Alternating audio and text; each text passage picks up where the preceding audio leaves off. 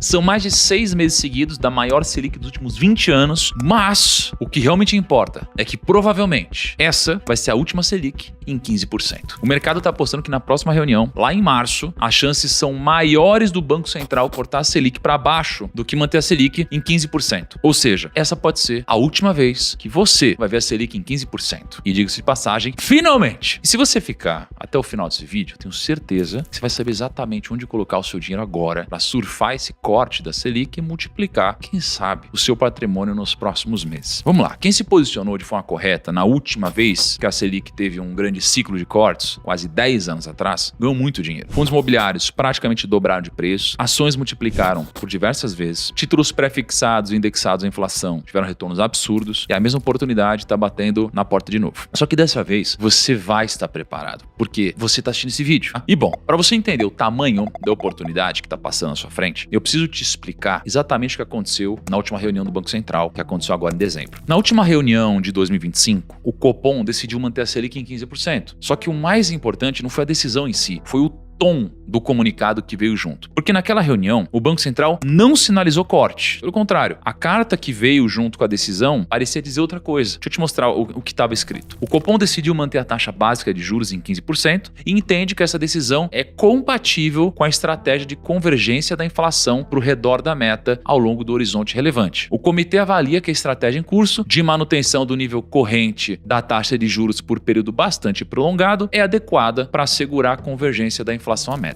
Ou seja, quando o Banco Central fala manutenção por período bastante prolongado, ele está dizendo assim, galera, relaxa, a Selic vai ficar em 15% por muito tempo ainda. Então nessa carta que eu mostrei para vocês, não parecia que o Banco Central estava sinalizando corte. Tudo indicava que a gente continuaria com a manutenção da taxa Selic. E tem mais, no final do comunicado, o Galípolo, que é o presidente do Banco Central, ainda disse isso daqui, ó. O comitê enfatiza que seguirá vigilante, que os passos futuros da política monetária poderão ser ajustados e que não hesitará em retomar o ciclo de ajuste caso julgue apropriado. Traduzindo, o Banco Central está dizendo que se precisar ele sobe o juros de novo, que o corte não vai vir tão cedo e que existe o risco da Selic até subir caso a inflação piorasse. Então depois dessa última reunião, muita gente olhou para esse tom do comunicado e passou a acreditar que a Selic realmente ia demorar para cair e que talvez nem caísse em 2026, porque afinal de contas, 2026 é ano de eleição e geralmente ano de eleição a Selic não cai, ela sobe. Em 2022, a Selic começou o ano em 9,25 e terminou em 13,75. Em 2018, a Selic ficou de lado, começou em 6,75, terminou em 6,5. Em 2014, a Selic era de 10,5, fechou em 11,75. Em 2010, é a mesma coisa, começou em 8,75, terminou em 10,75. Todo ano de eleição, a Selic ou ficou de lado ou ela subiu. E justamente por isso, algumas pessoas não estão acreditando que dessa vez vai ser diferente. Quase toda reunião do Copom sobre a Selic, eu posto um vídeo aqui no canal e sempre tem alguém falando que é praticamente impossível a taxa de juros cair em ano de eleição. E realmente não dá para prever o futuro, é meio que impossível cravar algo. Só que como vocês viram, o mundo tá um completo caos nesse começo de 2026, teve ataque na Venezuela, ataque na Groenlândia, teve greve no Irã, conflito na Rússia, Ucrânia todo vapor. Cara, tudo isso tá acontecendo fora do Brasil, só que pode mudar completamente as projeções da Selic para os próximos meses. Só que deixando um pouco o mundo de lado e olhando somente para o nosso próprio umbigo, tem vários sinais de que os cortes eles estão chegando. O primeiro sinal são as próprias expectativas das pessoas. O Polymarket, aquela plataforma de apostas que eu já mostrei aqui no canal algumas vezes, tem uma aposta perguntando: o Banco Central vai cortar a Selic na reunião de março? E sabe qual é a probabilidade que as pessoas estão apostando? 64% para queda, 35% para manutenção e 1% para aumento. Então quase 7 em cada 10 pessoas acreditam que em março, daqui menos de 2 meses, a Selic vai cair para menos de 15. E outro indicador que está apontando para um corte da taxa Selic é a inflação. Pela primeira vez em vários anos, o Brasil teve uma inflação dentro da meta do Banco Central. Se tudo acontece desse jeito, a inflação está controlada, o mercado está apostando para um corte da Selic, por que será que o Galípolo decidiu manter a Selic em 15% naquela reunião de dezembro? Por que ele não passa logo a foice nesse negócio e rasga a Selic para 10%? Se você não entender o raciocínio por trás da decisão dele, você não vai conseguir antecipar os próximos movimentos que o Banco Central vai fazer. Então deixa eu te explicar 3 fatores que pesaram na decisão. O primeiro é a inflação, né? Por mais que o IPCA tenha ficado dentro da meta no ano passado, o próprio comunicado do Banco Central disse disse o seguinte: as expectativas de inflação para 2025 e 2026, apuradas pela pesquisa Focus, permanecem em valores acima da meta, situando-se entre 4,4% e 4,2% respectivamente. E talvez você não saiba, mas a meta de inflação do Brasil não é 4,5% ao ano. A meta é 3%, com tolerância até 4,5%. Então, se a inflação ficar acima de 3%, o Banco Central meio que considera que a inflação ainda está acima da meta que eles estipularam. E por isso, eles ainda não começaram a cortar a Selic. O segundo motivo deles não terem cortado de uma vez a taxa se chama ancoragem. Imagina, por exemplo, que o Banco Central, lá no ano passado, começasse a cortar a taxa de juros lá no meio do ano. Como a inflação não estava totalmente controlada, existia um risco da inflação não fechar 2025 dentro do intervalo de tolerância. E aí o trabalho do Banco Central ficaria numa situação ainda mais complicada, porque as empresas começariam a reajustar os preços de uma forma mais agressiva, por precaução, e os trabalhadores começariam a pedir aumentos maiores para compensar a inflação, que nem aconteceu ainda. E aí vira uma profecia autorrealizável. Todo mundo, então, age como se a inflação fosse ser alta, e a inflação acaba sendo alta de verdade. Então o Banco Central precisa tomar cuidado, porque se ele cortar os juros muito rápido, ele corre o risco de perder o controle da inflação de novo. E aí tem o terceiro fator que pesou na decisão do Galípolo, que é algo que está escrito no próprio comunicado de forma bem clara. O conjunto dos indicadores segue apresentando, conforme esperado, trajetória de moderação no crescimento da atividade econômica, como observado na última divulgação do PIB, enquanto o mercado de trabalho mostra resiliência. Eu sei que parece meio grego, né? Só que deixa eu traduzir para você. Ele disse que a economia brasileira ainda está crescendo e, ao mesmo tempo, o mercado de trabalho está resiliente, que é um jeito bonito de dizer que o desemprego continua baixo. Eu não sei se vocês viram, mas no finalzinho de 2025, o desemprego bateu 5,2%. E essa daqui é a menor taxa da história, segundo o IBGE. Isso é bom, obviamente, mas também é um sinal de alerta para o Banco Central. Porque quando a economia está rodando bem, com todo mundo trabalhando e ganhando dinheiro, as pessoas consomem mais. E quando as pessoas consomem mais, os preços tendem a subir. E aí é a velha lei da oferta e demanda. Então o Banco Central olhou para isso e pensou: a economia ainda está forte. Se a gente cortar os juros agora, pode jogar mais lenha nessa fogueira e fazer a inflação disparar de novo. E aí tem o quarto fator também, e talvez o mais importante, tá logo no comecinho do comunicado. Diz assim: o ambiente externo ainda se mantém incerto em função da conjuntura e da política econômica nos Estados Unidos, com reflexos nas condições financeiras globais. Tal cenário exige cautela por parte de países emergentes e ambiente marcado por tensão geopolítica. E aqui você já sabe do que eles estão falando. Donald Trump. Do final do ano passado para cá, o Trump fez coisas que ninguém achava que ele realmente faria. Ele atacou militarmente a Venezuela e capturou Maduro. Ele tá ameaçando invadir ou comprar, a Groenlândia. Ele tá mexendo com o mundo inteiro. E toda vez que acontece uma novidade dessas, os investidores adicionam mais uma pitada de incerteza na cabeça deles. E se a incerteza aumentar mais, ou aumentar demais, isso pode acabar refletindo em juros maiores nos Estados Unidos. Hoje, por exemplo, a taxa de juros dos americanos é de 3,5%. Só que a taxa de juros de longo prazo deles é maior que isso. Os treasuries de 10 anos do governo americano estão com uma taxa de 4,2%. É a maior dos últimos 10 anos. E aqui no Brasil é o contrário. A taxa de juros de 2036 está em 13,5%, menor do que a Selic de hoje. Então, por mais que o juros esteja caindo nos Estados Unidos, tem uma chance dessa taxa não continuar caindo tão rápido assim. E o Brasil sofre diretamente com isso. Porque se o juros sobe lá fora, os dólares começam a correr para os Estados Unidos. Isso aqui tira os dólares da nossa economia, faz a nossa moeda desvalorizar e obriga a gente a subir a Selic de novo.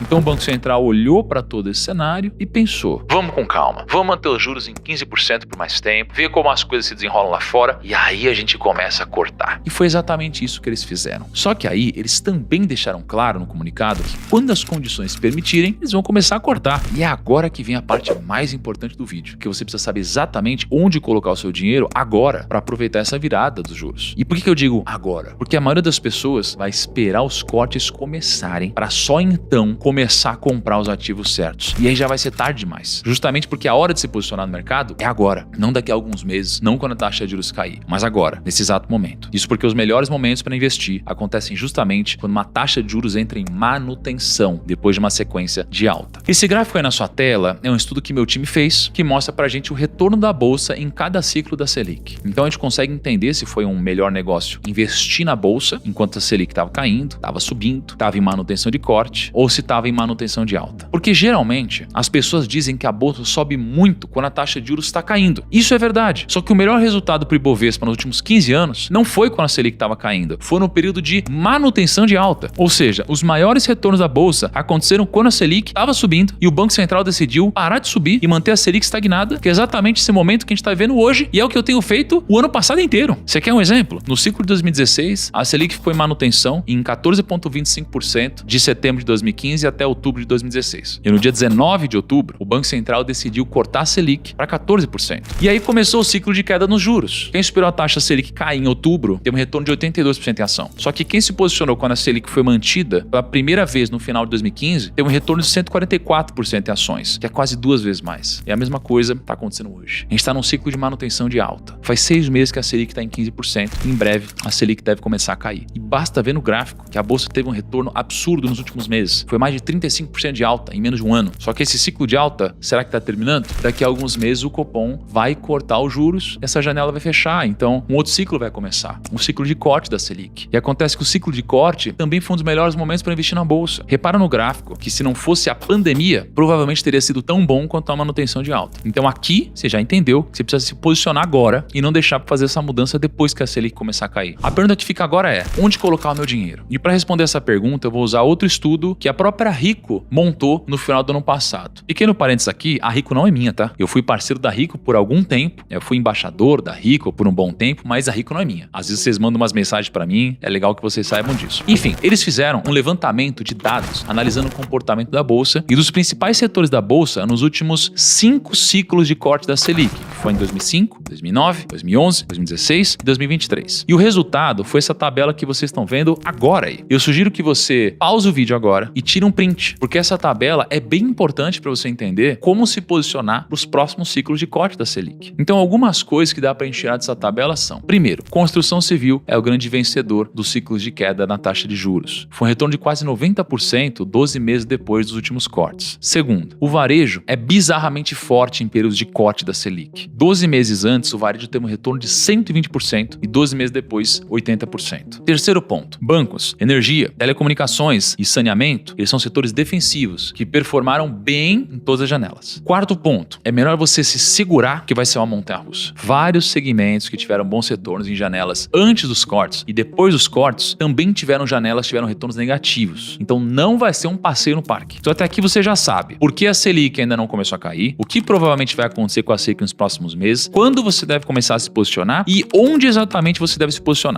Erro número 1, ficar enrolando em títulos pós-fixados esperando o corte. Muita gente vai pensar: pô, eu vou deixar tudo no Tesouro Selic ou no CDB até os juros caírem, aí eu me posiciono. Só que quando os juros caírem, uma parte das oportunidades já vão ter passado e aí você vai estar atrasado. Então você precisa se posicionar agora. Erro número 2, sair correndo para renda variável. Isso aqui é exatamente o erro número 1, só que ao contrário, porque tem gente que vai vender tudo da renda fixa e jogar em ações e fundo imobiliário, esperando que isso vai resolver o problema da carteira delas. E isso também é um erro. A última vez que a Selic passou por um período de cortes, em 2023, vários setores da bolsa, ao invés de subir, acabaram caindo. E como a gente não consegue prever o futuro, cuidado para não cometer o erro de vender toda a sua carteira de renda fixa e investir cegamente em ações, achando que o mercado inteiro vai subir. Erro número 3, acreditar que a Selic realmente vai cair, mesmo com tudo indicando que isso vai acontecer. Como vocês bem sabem, no ano passado a Selic fechou em 15. Só que um ano antes, no final de 24, o mercado não acreditava que a Selic chegaria em 15. Eles acreditavam que a Selic terminaria o ano de 25 em 11. Então, por mais que exista sim uma chance da Selic cair, não coloque todas as suas fichas nisso. O mercado ele erra com bastante frequência. As expectativas mudam e você não pode se apoiar só nisso para tomar a decisão do que fazer com o seu dinheiro. E turma, esse aqui foi o vídeo de hoje. Deixa nos comentários o que você vem investindo nos últimos meses e o que você acha que vai acontecer com a Selic em 2026. Vou ficando por aqui, um grande abraço, até o próximo vídeo e tchau.